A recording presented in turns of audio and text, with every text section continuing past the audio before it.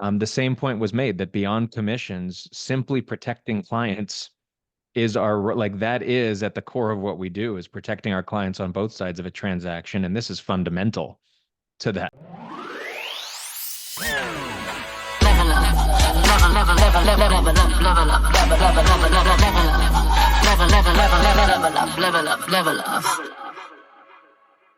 Hello, everyone.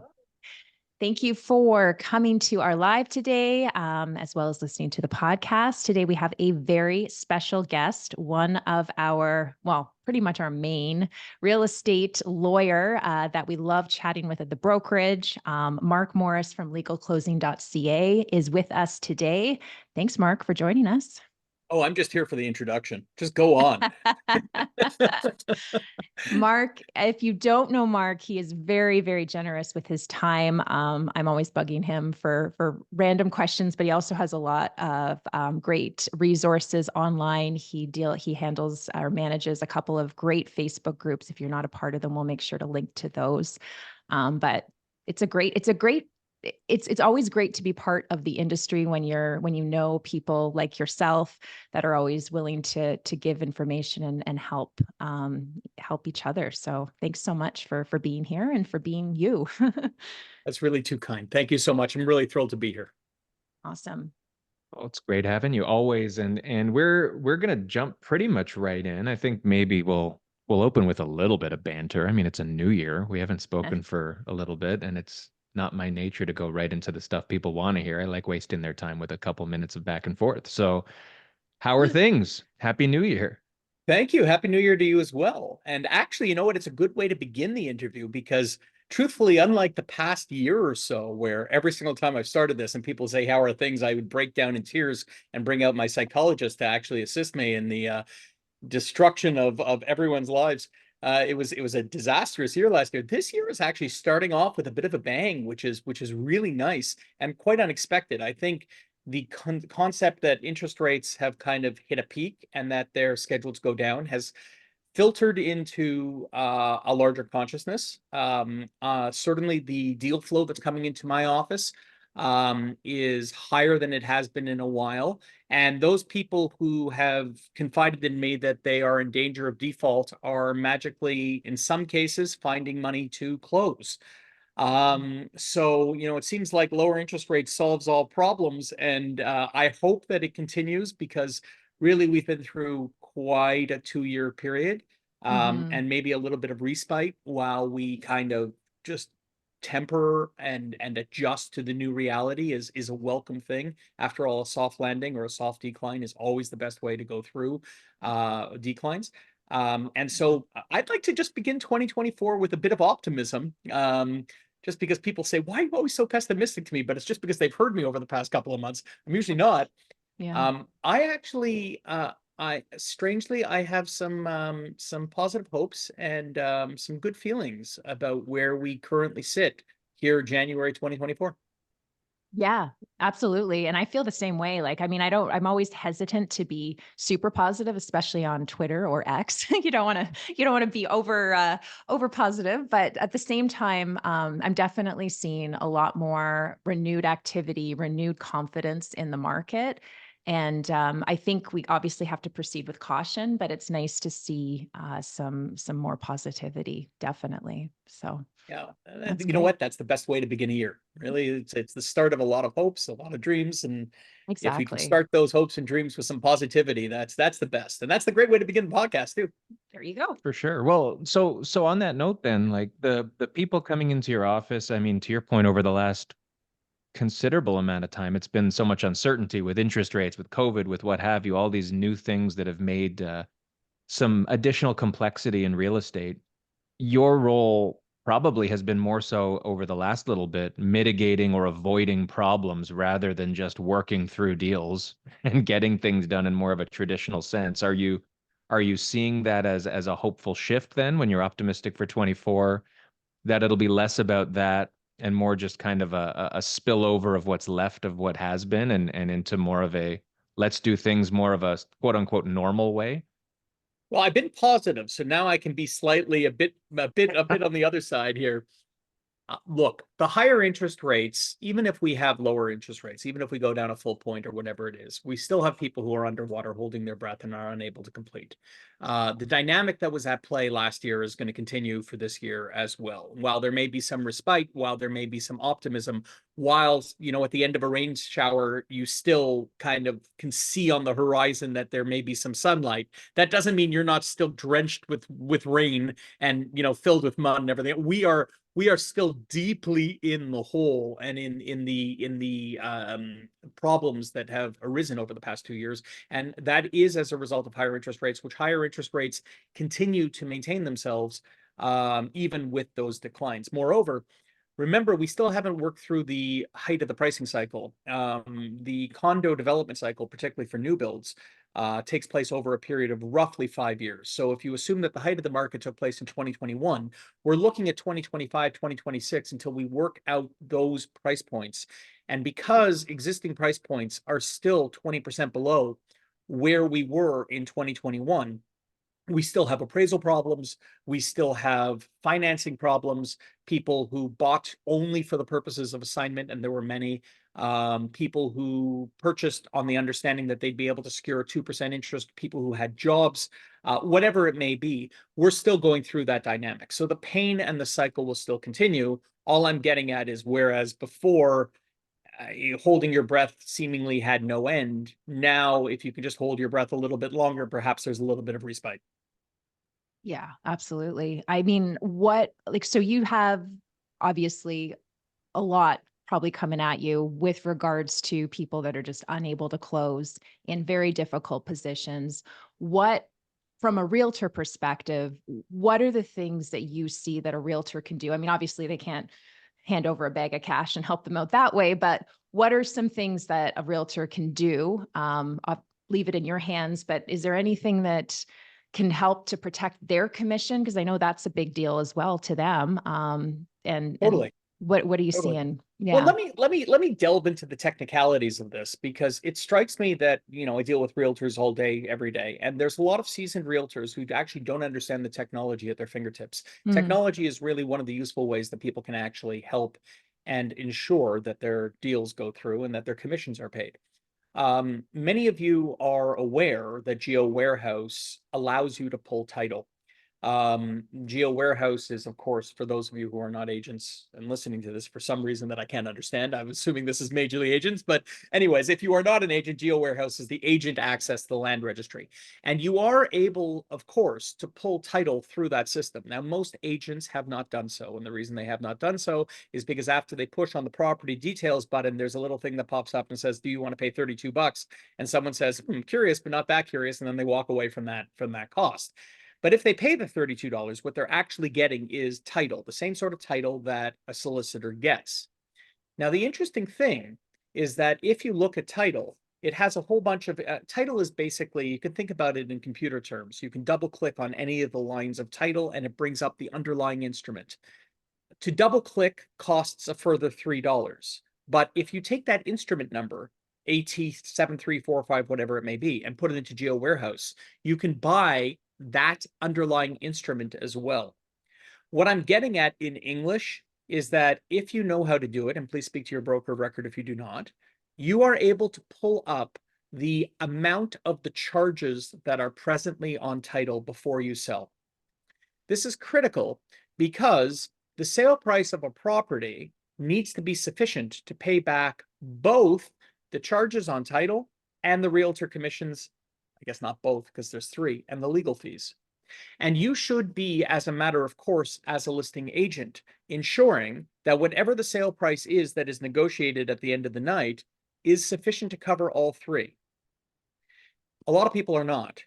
In fact, it's routine now in legal offices to be presented with deals where the sale price itself is not high enough to account for the payout of the mortgages, let alone the commissions or the legal fees.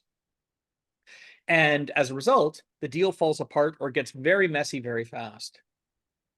It is the case that if someone has, just as a matter of course, and I'm speaking to agents who probably are not familiar with what my next point, but I'm just going to tell you based on experience, If someone has 2 or 3 mortgages, you can realistically assume that the charge amount of the mortgage is fully extended at this time. That is to say, usually if someone is into mortgage 2 or mortgage 3, they have maximally stressed the existing first, meaning that you should work on the assumption that the charge amounts that are on title are the amounts that are due and owing. Because remember, that's not necessarily the case. I know I'm really delving into the law, but a charge on title doesn't mean that that's the amount owing. If you think about it, every single month you're paying off your principal and your interest every single month, right? And so the charge amount doesn't change. If I borrow $1 million from the bank and over 3 years pay off a whole bunch of principal, it still says $1 million.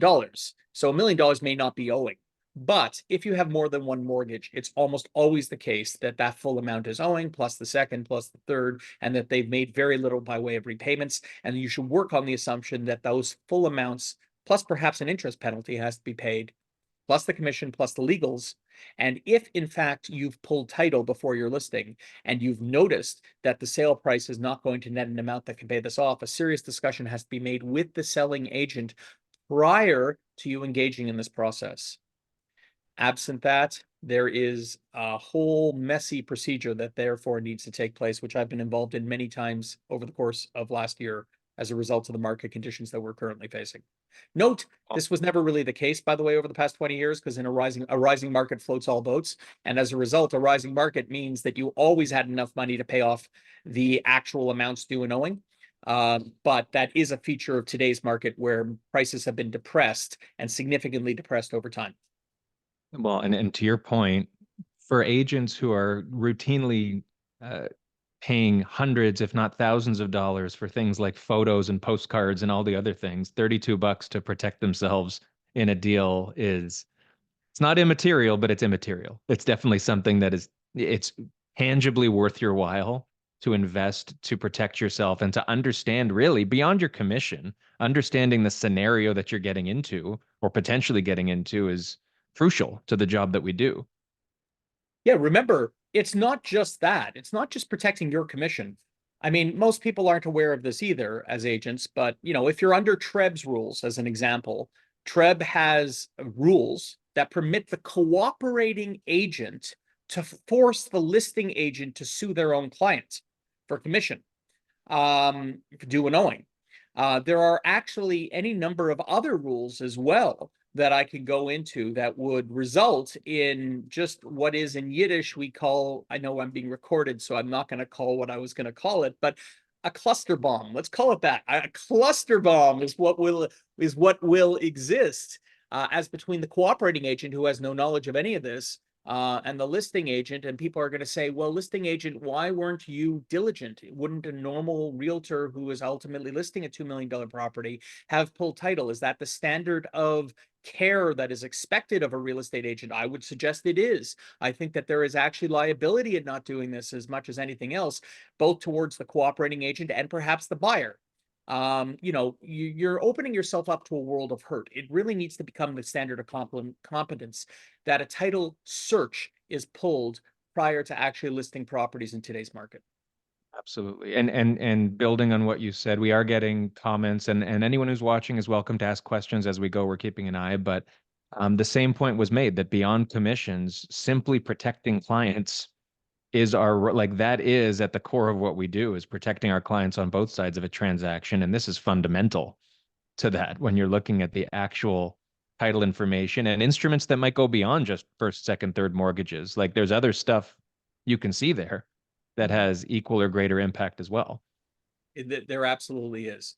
And recall, by the time you're at a third mortgage or a second mortgage, you're often with Aunt Jane, who went ahead and extended money to some random stranger through a mortgage broker and has no understanding of LTV and no understanding of declining real estate values and is at 95% LTV or even 100% LTV.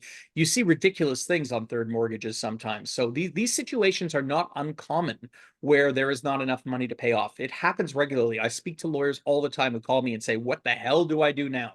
And it's truly an epic situation that can be avoided with the diligence of a realtor at the get-go. Yeah, that's a really important point. So when things get to you, the what the hell do I do now type event, like what the hell do you do? Where do you start? And what kind of conversations are you having? Well, in order to understand what to do, you really kind of have to understand how the order of priorities work and who gets what based on those orders of priority. So the first thing to note is that commission monies are being held in trust, but they're being held for who? I'm asking you guys. I'm just because what the hell? You're on the spot with me. Who are they being held for? The seller? Yeah, Like they're being the held for the deposit? seller. Yeah. They're not being held for the agents. They're Right. being held in trust for the seller. Now, the Right. seller authorizes the payment of those commission monies at the conclusion of the deal and allows for the payments to take place pursuant to the listing agreement signed. But until that deal concludes, those monies are being held in trust for the seller. Right. So put yourself in this position where there's a first, a second, and a third mortgage, and the total mortgage values are $1 million, and the sale price of the property is, say, I don't know, 995,000 bucks or $5,000 short. Let's just say hypothetically, before commissions, before realtor, before legal fees and everything else. So who's not worried about that? Well, the first mortgagee for $800,000, they're going to get paid, right? Because whether they get paid or not, they can power of sale. And if the first mortgagee power of sales, they get their fees and as they get their mortgage and all of their fees and everything else. And then after they've fully paid themselves, after they've eaten and eaten and eaten and eaten, then they take whatever the remaining amount is and they pass it on to the second. The second will then eat and eat and eat and eat, take out their fees and whatever it is, pass it on to the third. The third will then take whatever remains and take a haircut. Now, that's the way it would play out in law. The third, knowing, or the second, depending on what the scenario is, knowing that it will play out that way, should be willing, on the advice of counsel, because first they're going to go to the lawyer and say, this bastard, what are they doing? And they'll scream and they'll yell and they'll have sleepless nights. But Aunt May, who actually went ahead and suggested this and extended the money, will eventually be told, listen, you got to take your haircut here. Not to say that they can't sue the borrower. They can. They have a commitment. They can sue the borrower. But the security that they have is not worth the security that they thought. And in order to avoid the entirety of the power of sale process, which is going to rack up fees for lawyers, P.S., that's not a bad thing. You should always rack up fees for lawyers. I'm speaking on behalf of my industry. Good on you. We highly But recommend it. assuming you don't care about our continuity and our ability to eat the way I do, you should never really try to rack up fees for lawyers. So the third mortgagee is going to say, look, rather than go through the whole power sale process and everything else, they'll try to negotiate with the first and second to make sure their fees are kept to a minimum. And then they'll say, I will acquiesce and I'll allow this to go. And they'll usually get something from the borrower that says, you owe me the following money. But you'll note that I've only talked about this on a very high level, and I have left off that thing that is most concerning for your clients, or for, excuse me, when I say your clients, your listeners, which is what the devil happens to my commission. And this is where the trust account comes in. Because as you're aware, per RICO's dictates, money can only be moved from a trust account in one of three instances. First is completion. Second is court order. Third, mutual agreement between the parties. Now I'm going to drill this into the listeners' heads here. It is not a mutual release. It is not a mutual release that is required. I know everyone says mutual release, but mutual release is just one form of mutual agreement. A mutual agreement can also be, we hereby direct all parties, seller and the buyer, hereby direct you to do this with the monies. You're holding it in trust for us, do this. And what's that direction going to be? It's going to be to pay that money directly over to the seller solicitor. That's what the direction should be from the third counsel. They should basically say, the third mortgagee should say, hold on, I'm ready to take my haircut. I'm ready to take my $5,000 loss. But I sure as heck, I'm not allowing these realtors who put me into this position. It's not really who put them into the position. They just made a bad lend, but they're going to blame the realtors who arranged for this without actually consulting them. I'm not going to allow them to be paid a penny. So I am going to insist that the seller and the buyer both direct that money to go to the seller solicitor.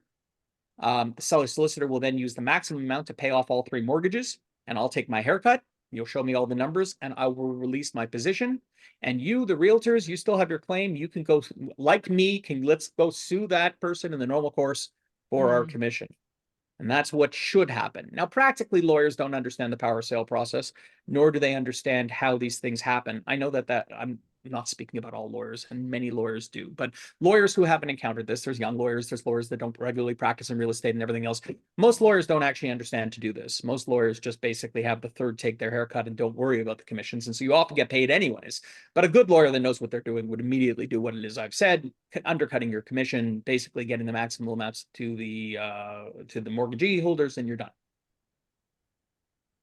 So what do you find there's a common outcome? Is that's kind of what happens? Like, do agents typically get anything at the end of the day? In almost all instances, I've seen the agents actually get money.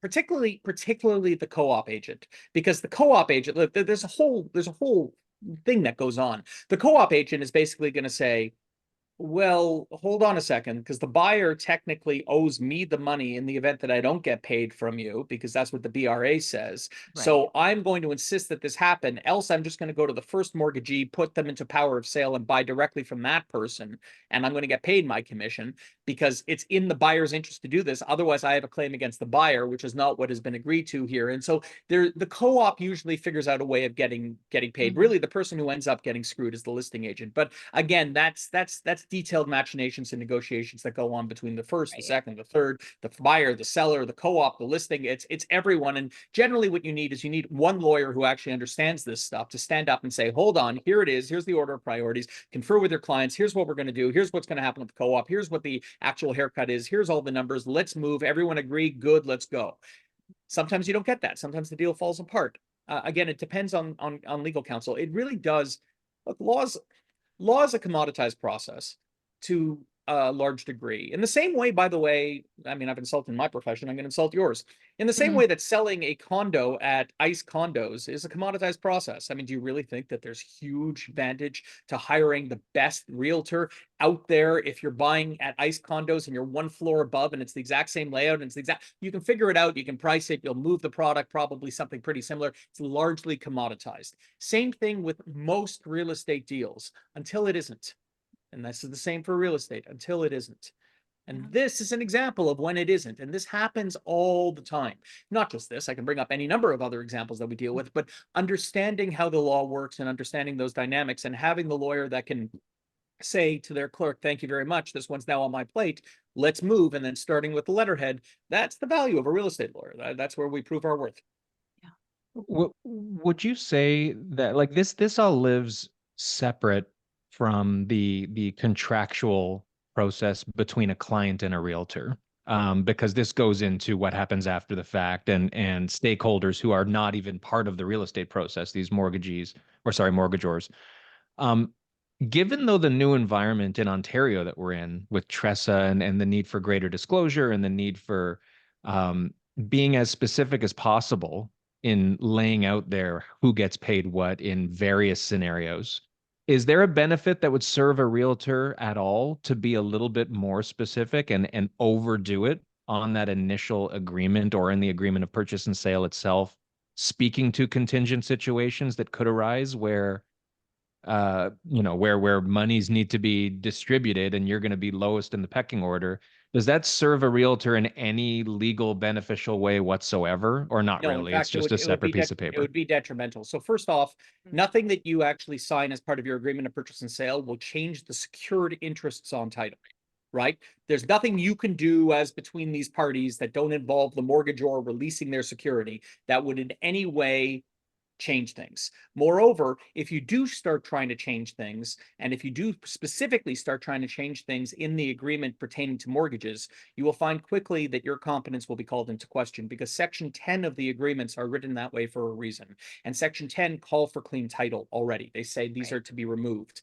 And it is not worth your time to amend this without active legal support. I know what you're getting at, which is, hey, how can we bring value to our clients in this particular process? The only thing you can do is equip yourself with knowledge, which means title search. That is it. Please do not amend anything to do with mortgages on your agreement. It is well beyond your scope of competence, and you will find yourself in trouble. Agree. Yeah. Let's talk about assignments, shall we? Yay! No. Yay, assignments. I mean, well, you touched on what has been an elephant in the room for quite some time now with what's going on and people buying into the hype and rightfully so, 4, 5, 3, 2 years ago even, speculating and pretty much being sure that worst case scenario, this will be worth what it was when I bought it.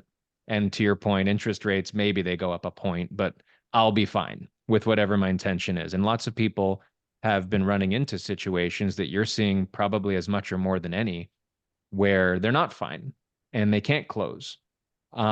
What right now is sort of the biggest issue you're seeing associated with that, and how best are you dealing with it and advising people that are running into these situations who have already committed and are now coming up on that date where that water level continues to rise, even though they see sun on the horizon, it's farther than when their closing date is. So before I answer that question, can I just give a bit of a political polemic? Sure. I absolutely hate when people approach this particular question with Schadenfreude, which I don't think you are, and say, "Ha ha, that investor gets it. Let's boot him in the pants." Ha ha. Every one of us has an obligation to take care of our families and our kids, and every one of us, even especially amongst families that actually have assets, have taken a risk in their life. The Canadian economy is designed, the Canadian economy structurally has a fundamental problem to it where it is not fostered around innovation or enterprise, and has since World War II basically encouraged people to take a risk in one area only, real estate. After all, you want to open up a restaurant, good luck to you. No one's extending a single dime. You want to actually start up a tech company, good luck to you. Use your own money, or BDC if you're lucky for a limited amount, but that's not going to move at the speed of business. The only thing where you can actually get money is real estate, and thus that's where people take their risks. And yeah, they lose, but we shouldn't be sitting there gleefully saying, "Stupid investors, you've ruined it for all of us." No, the Canadian government policy has ruined it for all of us, and these are the people who are now caught in the middle. Many people have made good income. Many people have built huge fortunes on the back of this, and that people are being blamed for having taken those risks is defiant of us as a society having structured an economy that is encouraging anyone to do anything but. And so I would just encourage people to think about that as we start discussing those investors that I'm about to discuss, who have purchased assignments on HELOCs, who have borrowed money from their parents, who never had any viable source or ability to actually go ahead and close on things. And yes, we can say, "Ha ha ha, you shouldn't have done this," but we could equally say, "Ha ha ha, you should have remained impoverished." They've watched other people gain wealth this way, and they chose to take their risk, and they're losing. And so you got to feel for them. It's not to say, by the way, that we should be coming to their rescue. It's not to say that there should be government handouts or policies or anything. No, it's a risk. You took it, you're done. You may go bankrupt. That's it. Fine. But we're not going to revel in it. That's my point, which is something I see online. I think compassion is sorely missing from this area. Now, Yeah, that has nothing to do with the questions you've asked at all, but it's a good again, I point. figured a political polemic before we kind of No, We dance will into. we will save that though for your campaign for prime minister. The upcoming to be announced. Are we breaking Mark news? Morris for prime Breaking minister. news. um, so assignments, what to do. And you asked a really interesting question that I don't think you realized you asked, Daniel, which is where do I see the systemic problems happening? Well, the systemic problems are actually sort of morphing these days. Just talking systemically, and this has nothing to do with the audience that's listening, but it's just interesting. The systemic problems are actually morphing from individuals' problems to builders' problems, because there are enough Mhm. defaults that are starting to happen that they're becoming statistically significant. And when builders themselves feel that there is a lack of ability to close on a project, then they start hurting. And that then affects the lenders for future projects. And so this has ramification down the line. Those places that saw the weakest and the biggest problems were those places where appraised values were coming in significantly below. And for the past 2 years, that's largely been in freehold land, and that's kind of coming to an end because the 2021 cycle for freeholds has kind of played itself out. I've mentioned before that the condos have a 5-year cycle, freeholds usually have a 2-year cycle, so the height of market have kind of worked through the system. But we saw over the past 2 years many projects where people were coming in $300,000 under on a 1.5, and as a result, they were having to come up with that extra $300,000. But it wasn't just them; it was everyone who was closing in that project. And as a result, going to the builder and saying, "Hey, give me a VTB," was something they were amenable to. Otherwise, they weren't going to get any money in, and then they were going to go bust. And we're seeing, by the way, a bunch of mid-sized builders have a lot of trouble. I just heard of one out in Barrie that is pretty well known. That I know very well. they're having significant trouble. I've heard of one in the downtown core that is now experiencing significant trouble. There are builders that, and the lending environment for builders is not favorable, and they are experiencing their own pressure. Having said that, that really wasn't the essence of the question you were asking, because you were saying, hey, I have a whole bunch of realtors here who are trying to do a whole bunch of assignments. Tell me about it from the individual perspective. And so I'll now answer that question. What do the individuals do when they themselves can't assign themselves away, when they're forced into a closing position?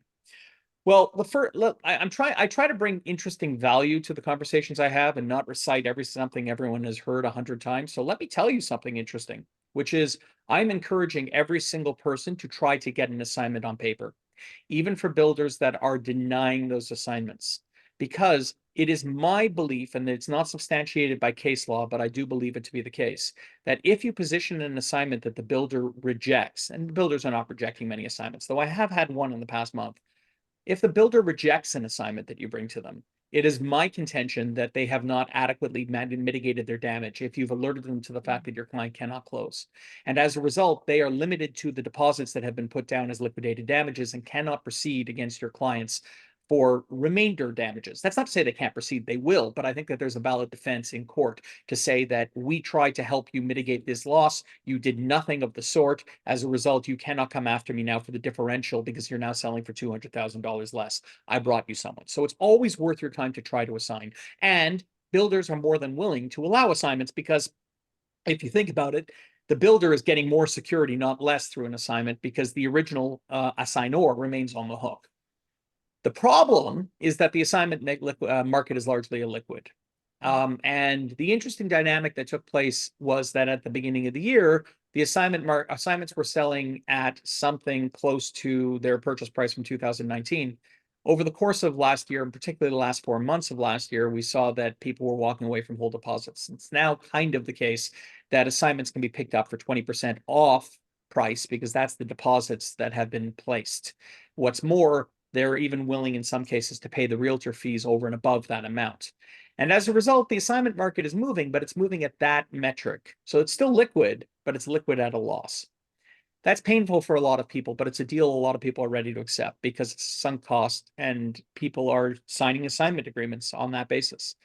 But the problem is that the assignment market is still severely depressed, and finding even a fish at those prices is somewhat difficult. And in the event that they can't find that, then they have to make the decision to close or not. And then the job of the lawyer becomes interesting, because the job of the lawyer really becomes setting out what the cost of not closing is versus the cost of closing. Now, of course, you can't detail that in specifics because who knows what they're going to resell for, which is the big variable, and when they're going to resell. But you can roughly approximate it. And I do this all the time. I have these conversations once a day with clients at this point. And I say, look, here's what it will cost you to close. Here's what land transfer taxes are. Here's what the adjustment costs are. Here's what the cost of holding at today's interest rate on a private mortgage for 6 months is, which is going to be the cost until you sell. Here's the realtor fee plus commission and everything else. Here's what you will net at the end of the day. Versus if you walk away, how much are they willing to resell? How much will they likely resell for? When will they resell for that? What are the damages that they can claim? How much do they already have as a deposit? Are they able to go after you for more than that? And now that you have all these factors, although I can't assure you of any of them, this is my best guess, make your business decision as to whether or not you want to breach a contract. Because here's the critical component. And now I'm speaking to lawyers on this channel who may be listening. Breaching a contract is not illegal. Breaching a contract is not illegal. Breaching a contract is not illegal. I know I said that 3 times. It wasn't a glitch. I'm trying to say it so that we all understand this. It is illegal to go 101 kilometers on the highway. It is illegal to trespass on someone's property. Why is it illegal? It's illegal because the government has passed the legislation, whether it be the Trespass Act or the Highway Traffic Act or anything else, or the criminal code, that says you shall not do this. That's what it says. And thus, a lawyer cannot help you, cannot advise you to go 101 kilometers. If you say, my wife is pregnant in the car, you can say, great, but it's still not legal to do that. And there's no exception to that. That's what the law is. That's not to say you're not going to go over 100 kilometers. Go ahead. It's just you're breaking the law. You're not breaking the law and breaching an agreement. It simply has consequences. And as a result, the job of the lawyer is simply to describe what the consequences are of going through option 1 and option 2, which is what happens when you don't have an assignment.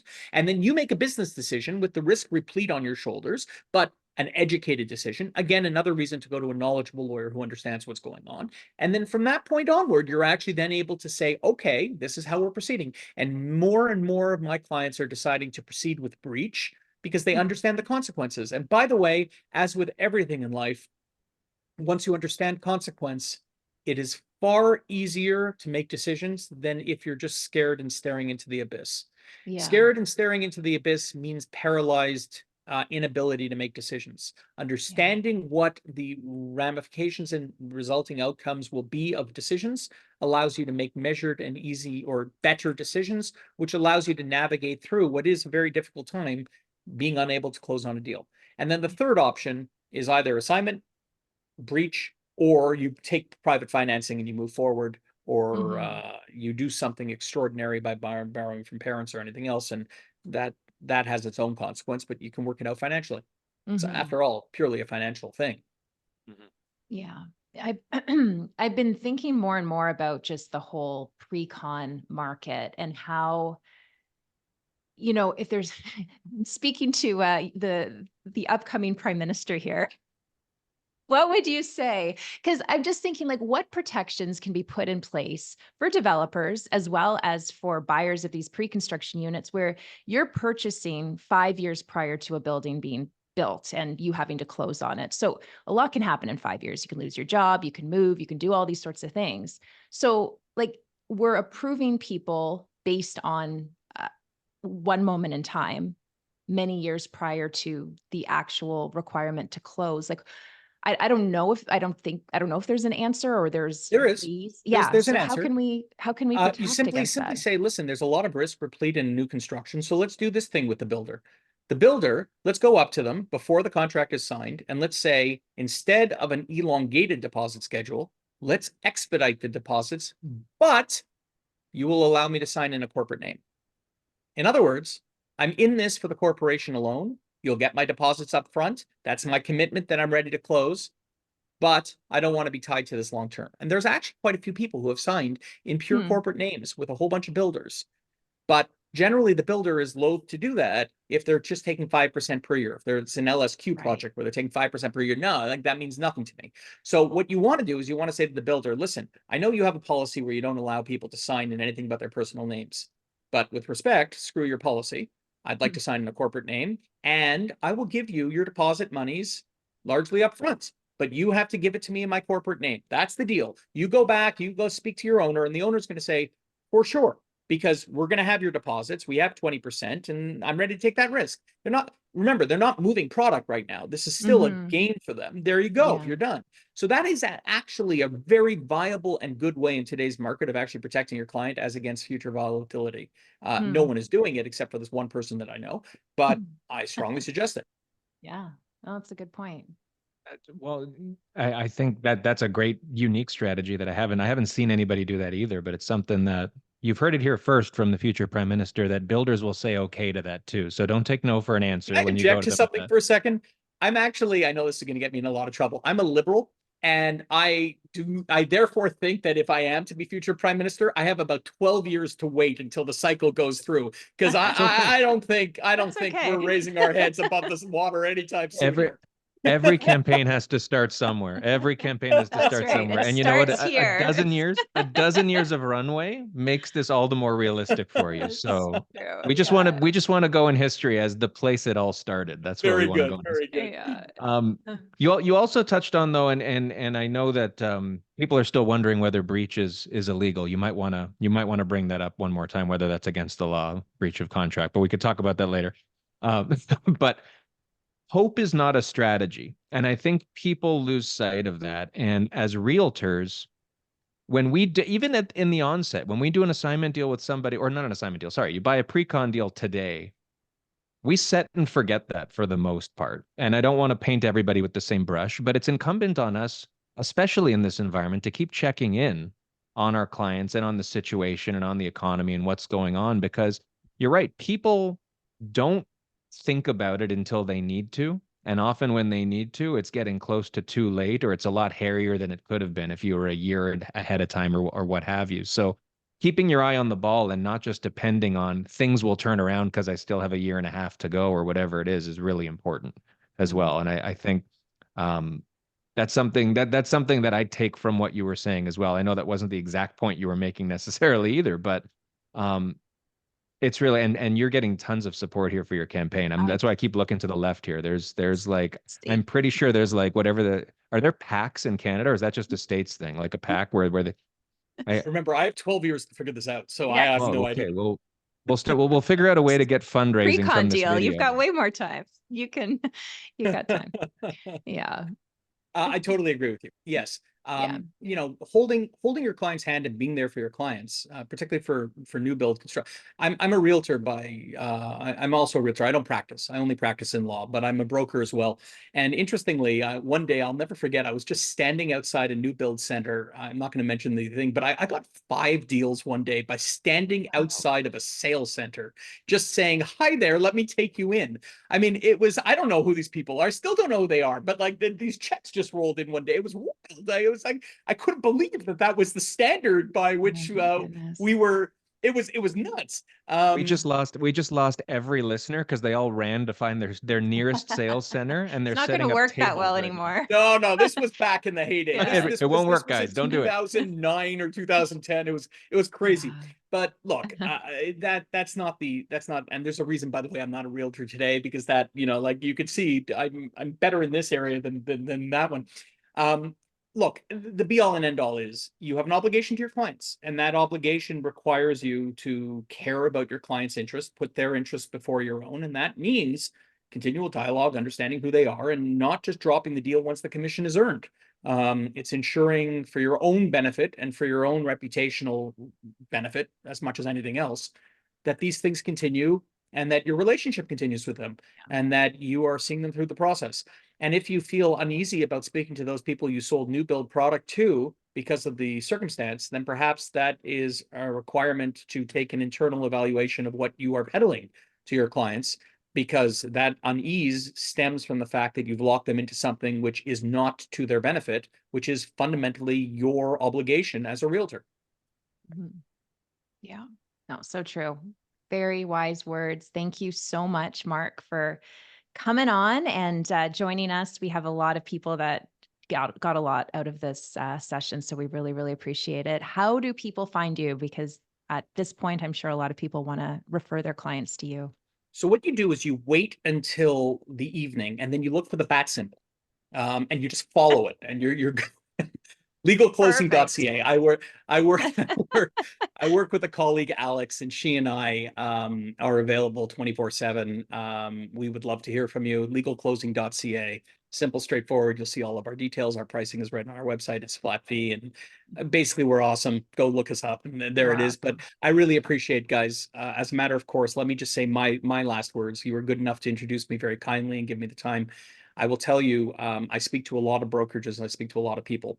There is a world of difference between those people who care about their craft and who are trying to inculcate a quality experience and foster large scale education and bring about professionalism.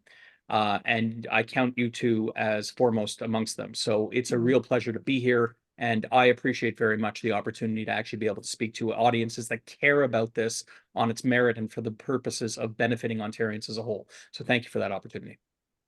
Thank you very much. It's always we'll have you back again, and we do need some sort of a bat signal, or maybe like maybe we'll just be like or something like that, and you just show up on the broadcast, because this won't be the last time that you're on with us. The feedback is already spectacular, and you've always been a pleasure to talk to, always a wealth of knowledge, and we appreciate you taking the time. Thank you, guys. My very best. All right. Take care. Thank you.